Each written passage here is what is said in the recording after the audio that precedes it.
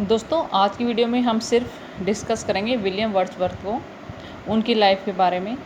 William Wordsworth कौन थे? एक रोमांटिक पोएट थे जिन्होंने एस.टी. कोलरिज के साथ मिलकर 1798 में क्या लिखी थी? लिरिकल बैलेट को उन्होंने पब्लिश किया था। वो क्या थे? उन्होंने रोमांटिक एज की क्या की थी? शुरुआत की थी। आइए शुरू करते हैं। बॉर्न 7 अप्रैल 1770 को कोकरमाउथ में उनका जन्म। Education saint John's college Cambridge में उन्होंने एजुकेशन ली थी। फ्रेंच रिवॉल्यूशन ने उन्होंने क्या काफ़ी इन्फ्लुएंस उनको किया था, वो फ्रांस भी गए थे। Germany with Coleridge and Dorothy, Germany गए थे किसके? कोलरिज और डोर्थी के साथ वो कहाँ पर गए थे? जर्मनी गए थे। और वहाँ से वापस आने के बाद उन्होंने 1802 में क्या करी? शादी कर ली। 32 साल की उम्र में उन्होंने क्या की थी? शादी कर ली थी। डाइट 23 अप्रैल 1850 में राइडल माउंट में उनकी क्या हो गई थी? मृत्यु उनकी हो गई थी। उनकी लाइफ का सबसे जो बात ध्यान रखने की है, उनकी लाइफ चेंज का जो एक माना जाता है वो क्या था? Lyrical ballot. कब आई वो? 1798 में लिरिकल बैलेट आई है। और इन्होंने क्या उनकी लाइफ को पूरी तरह से चेंज कर दिया था। याद रखना ये किस 4 एडिशन में इसको पब्लिश किया गया। सबसे पहले कौन सी उसमें आई? 1798 में आई लिरिकल बैलेट। और ये किसके साथ इन्होंने इसकी शुरुआत की? एस.डी. कोलरिज के साथ। एक बात ध्यान रखनी है आपको ज़रूर, इसमें कोई भी प्रीफेस इसमें नहीं था। सेकंड जो एडिशन इनका आया 1800 में, इसमें क्या था? प्रीफेस था। 18 इसके बाद थर्ड एडिशन आया 1802 में, फोर्थ आया 1805 में। फोर्थ इसके एडिशन इसके हुए हैं लिरिकल बैलेट। इनके लाइफ का क्या है? इंपॉर्टेंट पार्ट ये माना जाता है। इसके बाद आता है प्रिल्यूड, लाइफ की सबसे लंबी पोएम मानी जाती है, जो उनकी डेथ के बाद उनकी पत्नी के द्वारा क्या किया गया? पब्लिश किया गया। इनको पोइट ऑफ नेचर भी कहा जाता था। ये नेचर को 4 स्टेजेस में मानते थे। वे नेचर से बहुत प्यार करते थे, क्योंकि इन्हें पोइट ऑफ नेचर ही कहा जाता था। वे बाहरी नेचर को क्या है? उन्होंने हमेशा प्रेजेंस दी है। वो कलर में, ब्यूटी में काफ़ी बिलीव रखते थे। नेचर की शांति को पसंद करते थे। लिविंग सोल मानते थे हर चीज़ में, झरनों में, आकाश में, बादलों में, हर चीज़ में वो क्या है?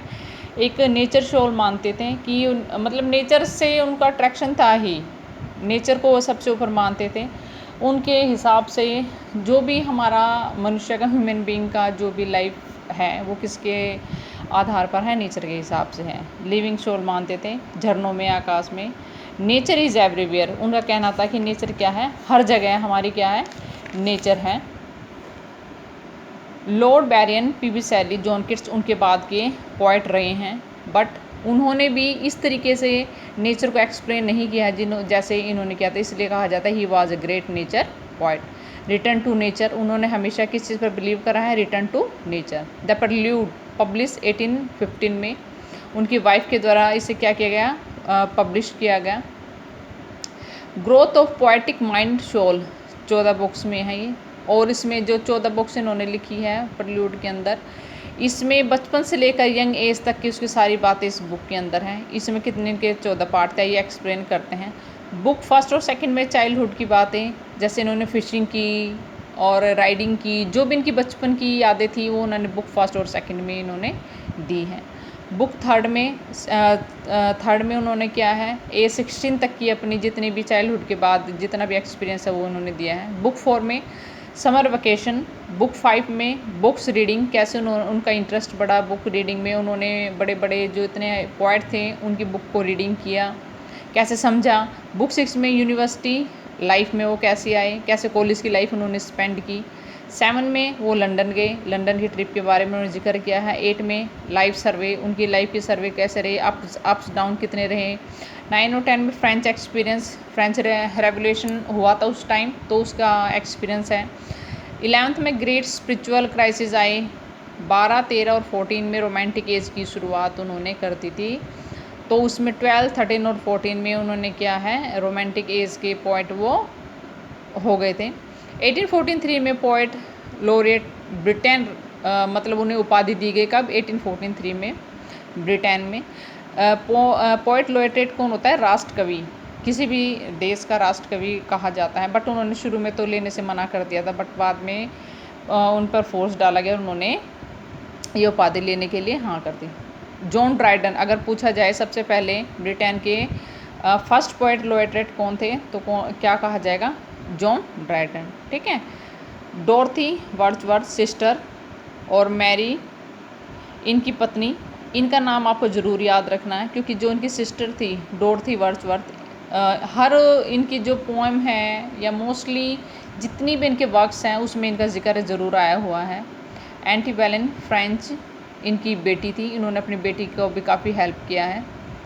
प्रोफेशनल लाइफ देखते हैं इनकी। 1793 और 95 में बडिंग पोइट बनने की इनकी शुरुआत हो गई थी। 1795 में ये कॉलेज से मिले और 1798 में लिरिकल बैलेट फर्स्ट एडिशन इनका आया कॉलेज की सहायता से। इन्होंने वैसे एक्सपीरियंस के तौर पर इसे देखा था करके, बट ये काफ़ी फेमस रहा।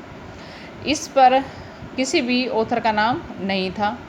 1800 में सेकंड एडिशन आया और जिसमें किसका नाम आया, वर्ड्सवर्थ ने अपने नाम से उसको पब्लिश किया। प्रीफेस टू लिरिकल बैलेट किस उससे आया, वो प्रीफेस टू लिरिकल बैलेट। 1798 में बिगन प्रल्यूड आया, प्रल्यूड लिखने की स्टार्टिंग हो गई थी।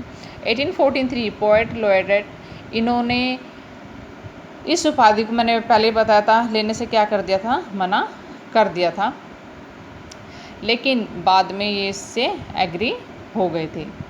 तो हमने देखी है कि आज हमने पूरी वीडियो में डिस्कस करी है किसकी लाइफ के बारे में, विलियम वर्ड्सवर्थ की। ये क्या थे, एक नेचर पोएट थे और इन्होंने मतलब नेचर को काफ़ी क्या है प्रेफरेंस इन्होंने दी है, नेचर को ये सबसे बड़ा मानते थे।